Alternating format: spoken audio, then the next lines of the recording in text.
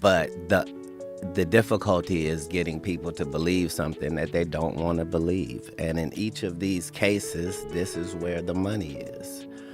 I have to sit down again. She was put in front of a judge and given a guardian. That was when they took her away from us. I have no money, and I'm gonna tell you something. If it happens to me, it could happen to you. I will smoke when I smoke, and I will liquor when I liquor, and I will eat what I eat. How dare him? How dare him I control me? Y'all, this situation with Wendy Williams is seriously terrifying, and it looks like C. Williams, Dave Chappelle, Kanye, and all those other people who try to warn us about what happens when celebs step out of line. We're right all along, so there are rumors going around that Wendy is being held hostage by the people who put her under financial guardianship, and this new documentary that came out was allegedly part of their tactic to convince the public that Wendy is unstable and needs a guardian. Now, no one is denying that Wendy has had her struggles over the years, but what's crazy to me is that her bank, Wells Fargo, froze her assets before they had proof she was incapacitated, and then for Wendy to be diagnosed with dementia 2 years later feels like they're playing in our face for real. After all we know, Wendy had a lot of info on some powerful people, and she wasn't afraid to spill it. She was one of the first ones to publicly hint at Diddy's deal lifestyle. All the way back in the 90s, switch led to Diddy banning her from all New York radio stations. In fact, Diddy's former bodyguard Gene Deal said he personally witnessed Diddy making phone calls to radio executives ordering them.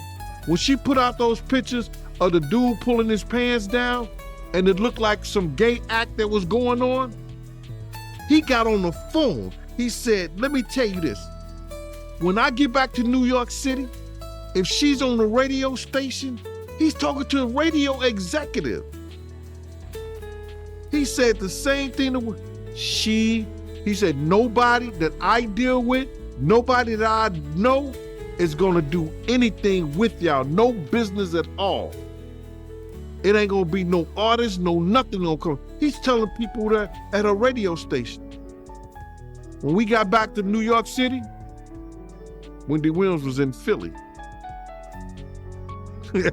at a new station. Wow. That's the power he had. They don't even think that they sleep in the same suite or in the same hotel. I bet you there's such separation that she sleeps down the street at one hotel, he sleeps up the street at one hotel. He's probably... Yes. I don't even think that they sleep in the same suite or in the same hotel. I bet you there's such separation that she sleeps down the street at one hotel, he sleeps up the street at one hotel. He's probably jealous because her dressing room door is closer to the stage than his. Like you know, Jay-Z is a good guy, you know, in terms of the music, but he's not as good as Beyonce in terms of what the world at large thinks. People are saying that that Obama was actually flirting with this prime minister. Well, here's the other picture. Look. You would have to be in order for what I'm saying to bother you, number one. So I'm sure you've all heard by now the sad news about Wendy Williams. Just days after a new documentary called Where Was Wendy Williams aired on Lifetime on February 24th, news broke that Wendy has been diagnosed with aphasia, and frontal temporal dementia. Aphasia is a disorder that affects speech as well as your ability to write and understand both spoken and written language. As for frontal temporal dementia, it's a disease that causes degeneration of the brain and progresses rapidly. There is currently no cure or treatment for frontal temporal dementia, and eventually, the person diagnosed will need 24-hour care for daily function. Now, we've all seen Wendy struggling with different health issues over the years. She's been very open about her struggles, including her battle with Graves' disease, an autoimmune disorder that affects the thyroid gland, as well as her battle with alcohol and substance abuse. But Wendy's fans are saying there's something suspicious about Wendy's dementia diagnosis because it comes after Wendy's bank, Wells Fargo, declared her an incapacitated person and froze her assets in January 2022, shortly after the iconic The Wendy Williams Show was pulled off the air. Wells Fargo suddenly froze all of Wendy's accounts and blocked her from accessing her financial statements. Wells Fargo claimed that Wendy is an incapacitated person in need of a financial guardian, and they filed a petition at the New York Supreme Court arguing that Wendy is an incapacitated person and that her situation was concerning. The petition read, "It is our hope that the court will imminently appoint a temporary guardian or evaluator to review the situation and ensure that Williams' affairs are being properly handled." But Wendy's lawyer, Celeste McCall, fired back, accusing Wendy's former financial advisor, Laurie Schiller, of lying to Wells Fargo about Wendy being of unsound mind. In her court filing, Wendy's lawyer revealed that Wendy had previously fired Laurie Schiller due to improper conduct in relation to their professional relationship, so allegedly to get her revenge on Wendy, Laurie went behind Wendy's back and convinced Wells Fargo that Wendy is incapable of handling her assets and needs a guardian inject his eyes. Wendy's lawyer also requested a temporary restraining order against Wells Fargo, claiming that the bank was interfering with Wendy's right to access her financial assets and statements, but the court signed ed with Wells Fargo, and in December 2022, it was revealed that attorney Sabrina Morrissey was appointed as Wendy's financial guardian. Now, I also want to point out that Wendy herself publicly called out Laurie Schiller and Wells Fargo, accusing them of conspiring against her to put her under guardianship, and as you will hear in this recording, Wendy didn't sound incoherent or of unsound mind. She made perfect sense and calmly explained how people on her team allegedly plotted against her about my money. And when I began asking questions about my money, suddenly Laurie Schiller has got no response regarding my money. I want my money. This is not fair, and Wells Fargo has no questions and answers with regarding my money. This is not fair. And Laurie Schiller and Wells Fargo have this guardianship petition of keeping me away from my money and this guy named Bernie Young. I know for a fact that Bernie Young used my American Express card to hire an attorney to file a petition against me that was done with my American Express card. A former doctor had medical information about me that I never even got. It was sent over to Laurie Schiller. I fired the doctor, and Agonal, I want to know is, where is my money? This is not right. So this was recorded in March 2022. And you can see that Wendy had no problem speaking, and she wasn't showing any signs of aphasia or other dementia symptoms. But her representatives are now claiming that she was diagnosed a while ago, and the other diagnosis was the reason she stepped down from her talk show. But see, members of Wendy's family have raised concern over Wendy's guardianship, and Wendy's son, Kevin Jair, alleged that some people on Wendy's team were deliberately pushing her to drink alcohol and then gave her documents and contracts to sign while she was under the influence. Kevin jortled the son if they aren't providing it. They are definitely enabling a type of personality and giving her the green light to drink. Whoever has been hired, they are taking advantage of someone who needs to get better. He also claimed that Wendy's team pressured her to sign contracts either during or immediately after she left rehab. Once I heard that she was agreeing to stuff around her rehab, I thought, well, okay, they are taking advantage, Kevin said.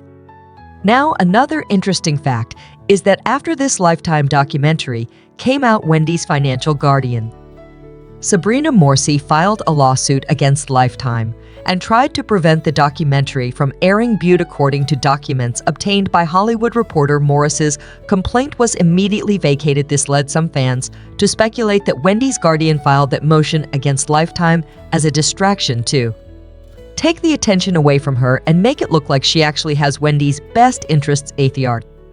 Meanwhile, fans also started drawing parallels between Wendy's situation and Britney Spears' conservatorship. Britney revealed during a court hearing that she was misdiagnosed and given dangerously high doses of lithium, which was later used as an argument that she was incapable of handling her own money.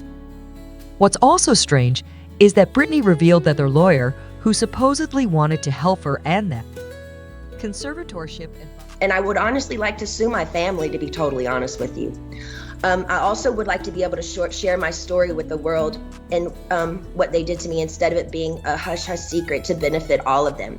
I want to be able to be heard on what they did to me. By making me keep this in for so long is not good for my heart. I've been so angry and I cry every day. It concerns me. I'm told I'm not allowed to expose the people who did this to me. For my sanity, I need you to the judge to approve me, do an interview where I can be heard on what they did to me. And actually, I have the right to use my voice and take up for myself. My attorney says I can't, it's not good. I can't let the public know anything they did to me, and by not saying anything is saying it's okay. I don't know what I said here. It's not okay. I don't want to interview. I'd much rather just have an open call to you for the press to hear, which I didn't know today we're doing. So thank you. And then, it's not good. I can't let the public know anything they did to me. And by not saying anything is saying it's okay. I don't know what I said here. It's not okay. I don't want to interview. I'd much rather just have an open call to you for the press to hear, which I didn't know today we're doing, so thank you.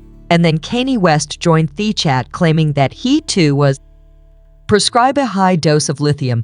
And when the host suggested that they were trying to Britney spar him, Kanye said they were actually trying to take him out like Michael Jackson.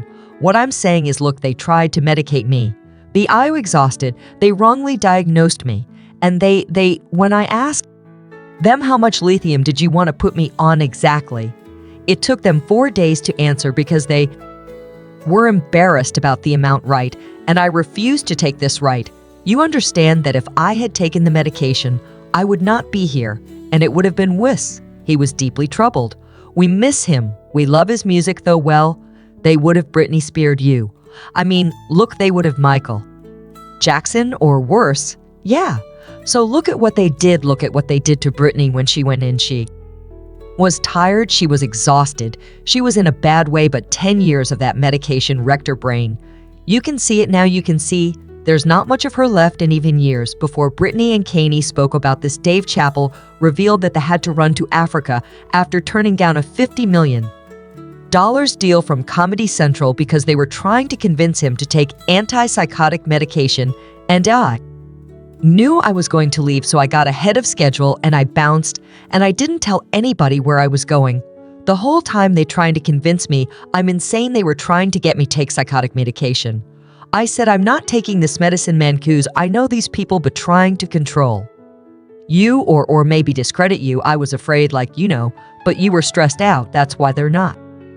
Question, but it's very stressful for someone to come constantly walk behind you and say you're insane. So it seems like there's a pattern in Hollywood that whenever a celebrity steps out of line or starts speaking out on certain topics, they either get called crazy, get hooked on something, put under conservatorship, or even worse.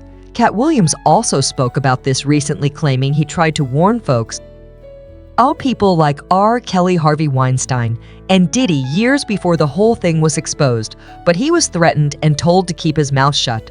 Because in 30 years I've done nothing but collect information, knowledge, and your secrets. So if you and a man was in a corner doing something you wasn't supposed to be doing, you will tell it. No, somebody come to tell me, okay, I gather that I value, that I'll pay for that, tell me.